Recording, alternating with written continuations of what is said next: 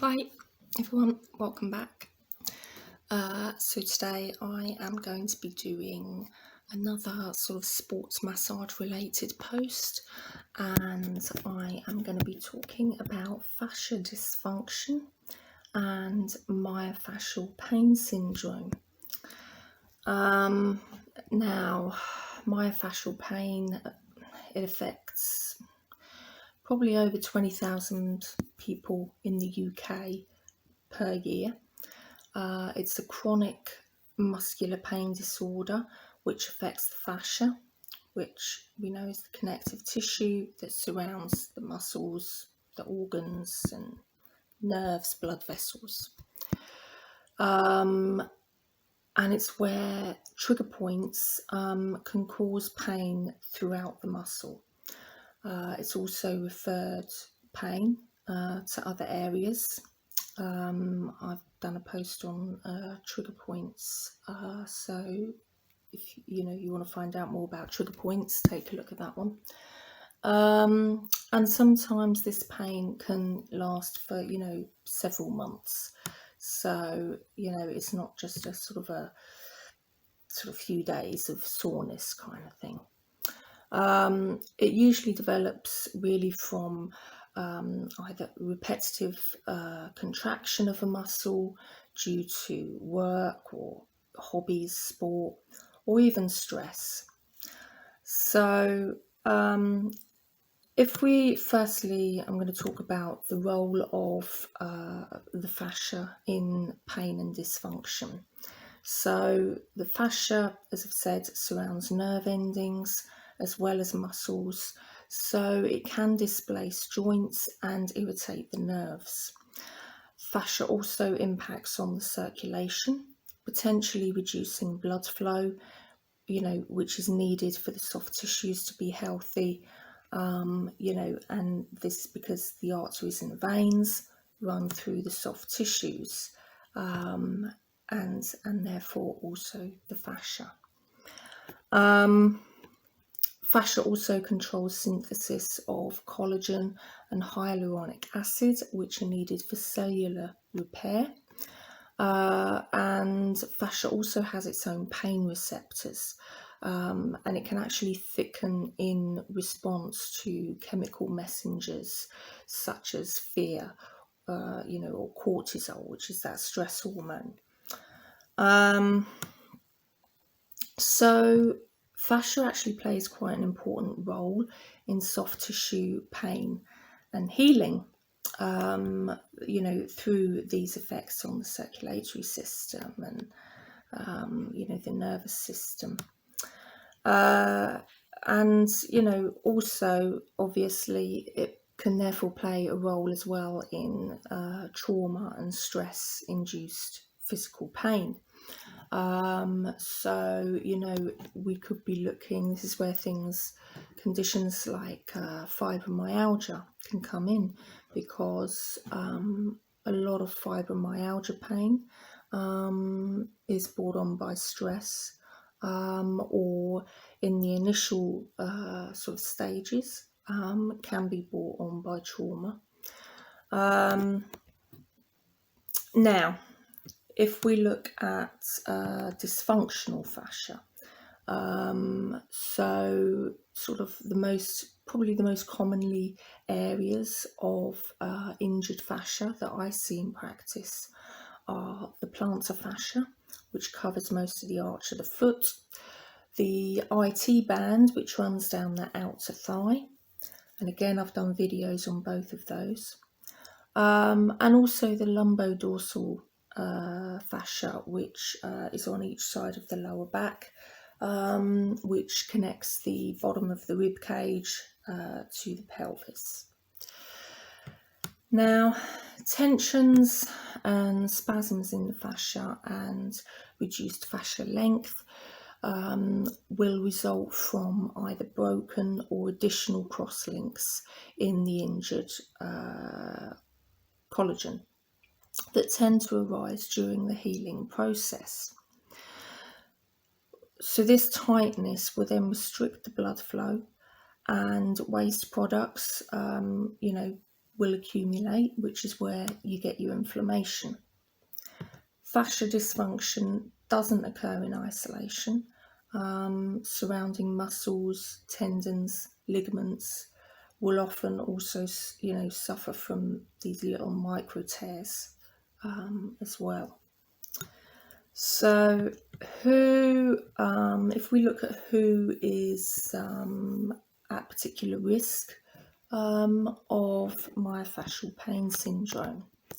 So basically, it's anything that can set off those trigger points. So it could be anyone who's had a muscle injury, either an acute injury or repetitive stress to the muscle, may encourage trigger points. So it could be, a strained muscle that you've done down the gym, or it could be just if you're someone that, has poor posture. Stress, whether it's certainly, well, we're talking regular long-term stress, is more likely to result in sustained muscle clenching, which again will leave the muscles, susceptible to trigger points because there'll be this kind of repetitive and prolonged stages of contraction. As far as actual causes, so we've mentioned poor posture, any kind of emotional disturbance, sort of severe stress, injury to muscle fibres, repetitive motions, and also lack of activity as well. So, for example, if you're someone who leads a sedentary lifestyle, maybe you have a job that involves a lot of sitting, or even something like if you've had a broken arm and it's been immobilized in a sling for a while, you're not using those muscles, and so there'll be certain muscles that are naturally in a sustained contraction, which again will promote activation of these trigger points. So in terms of symptoms, you would see things like a deep aching pain in a muscle, or commonly in the back, or sometimes even in the mouth. The pain will sort of be persistent and gradually worsen. You may feel like a tender knot in a muscle, muscle spasms. You may have disturbed sleep due to the pain, and all this, of course, can lead to fatigue, depression, and behavioural disturbances. If the muscle pain doesn't subside, despite, the usual sort of self-care measures and rest, then you really need to see either a sports therapist or a doctor who can apply pressure to the painful area to feel for any muscle tension or muscle twitches that would indicate that you've got an active trigger point there.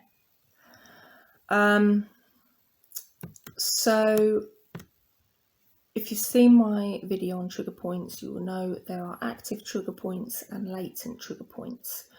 An active trigger point is an area of extreme tenderness within the muscle, and it's associated with local pain.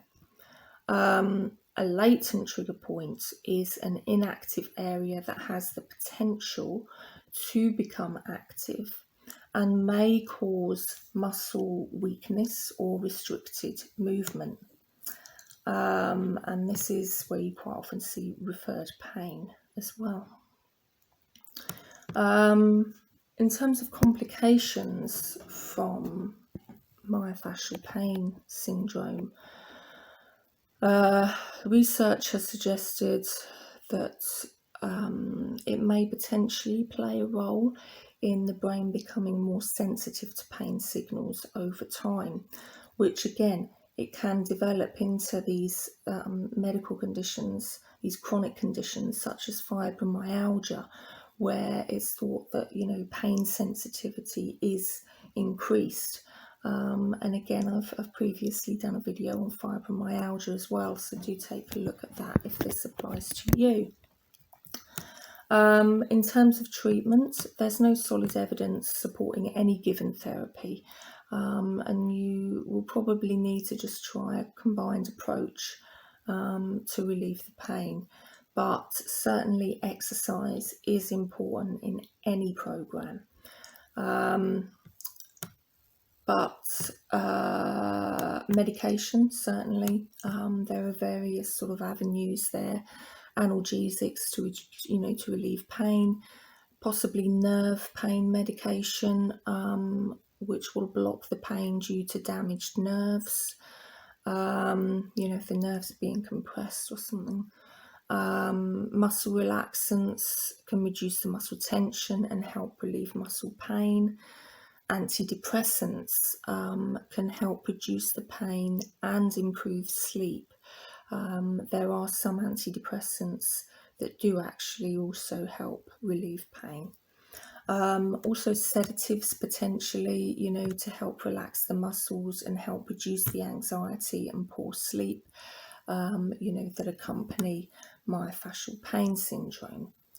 Other options are injections, things like cortisone injections into a trigger point. Of course, this isn't a long-term solution. Potentially also acupuncture, dry needling, which is where you insert a needle in and around the trigger point, which can help to break up the muscle tension. Then, you've got your standard things with all these sports injuries: ice and elevation, ice packs for 15 minutes per hour with elevation during the inflammatory stage.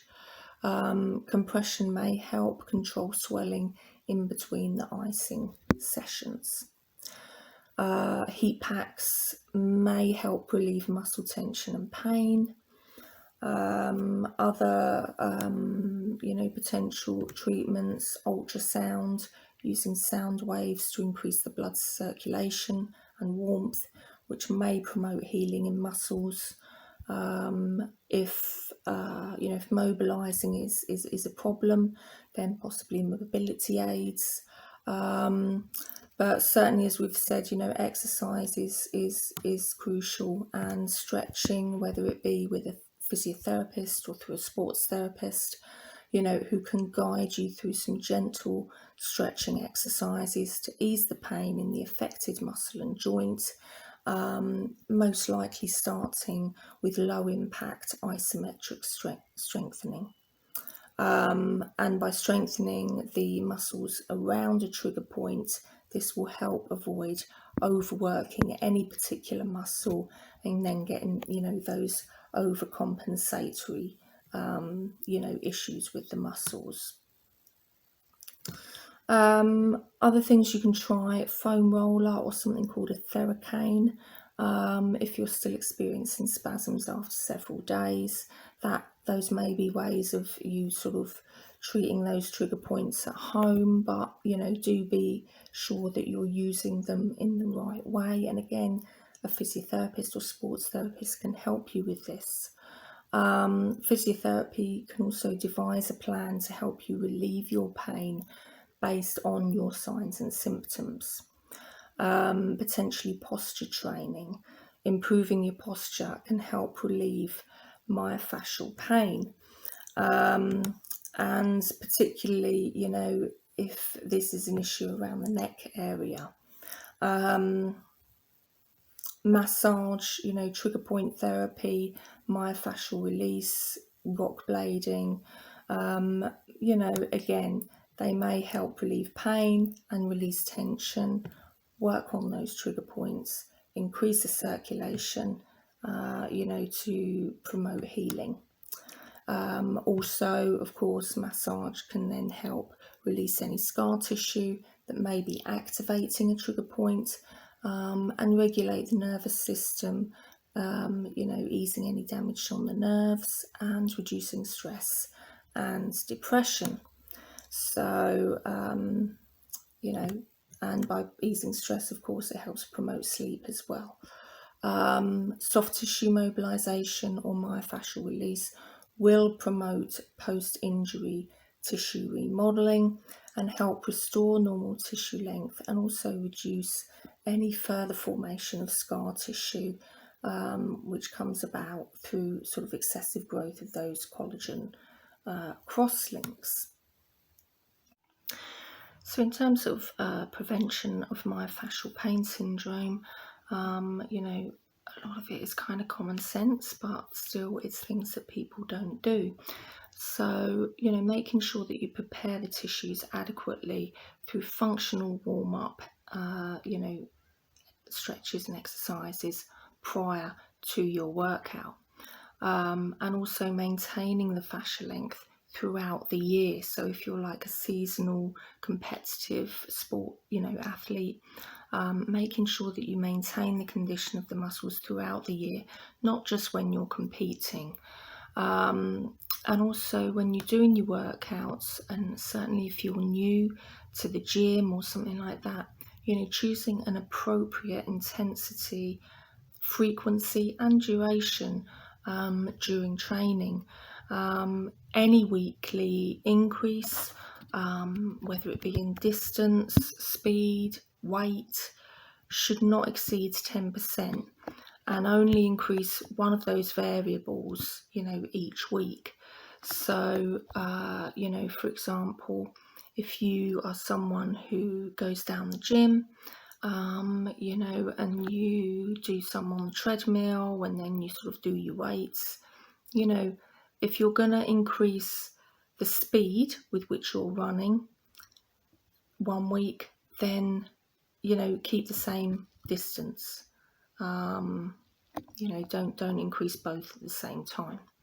Also, cooling down, stretching properly after exercise.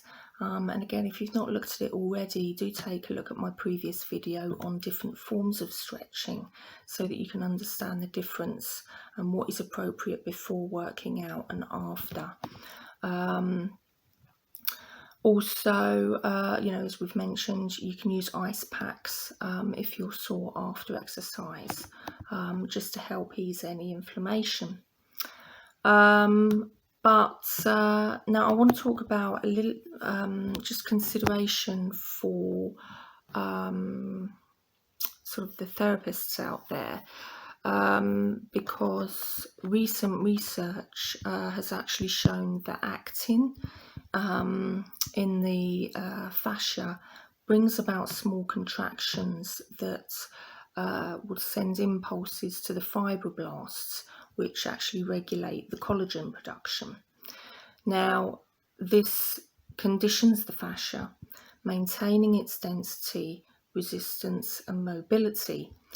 Now, pain receptors, as we've said, are also present in the fascia, which could suggest that disturbances in the regulation of collagen production could be potentially the cause of myofascial dysfunction. So this would not only alter the circulation within the fascia and mechanical tension, but would also stimulate the pain receptors, which, if they perceived as a harmful stimulus, will initiate the stress response in the body. Changes in temperature and mechanical stress introduced by massage techniques will also affect the viscoelastic substance in which collagen is dispersed. So as therapists, we should address fascia dysfunction and evaluate our treatment techniques accordingly, in order to ensure that we maintain homeostasis and just keep the balance in this system. So that is really all from me on this subject. as I've said, numerous other videos that I've done will link in with this. So feel free to subscribe to my channel and take a look at those. There'll be more videos coming out. Feel free to comment down below, or if you've got any questions, you can contact me through my Facebook or Instagram, which I believe links are down below, and I will come back to you. But for now, that is really all from me. So I will see you next time. Bye.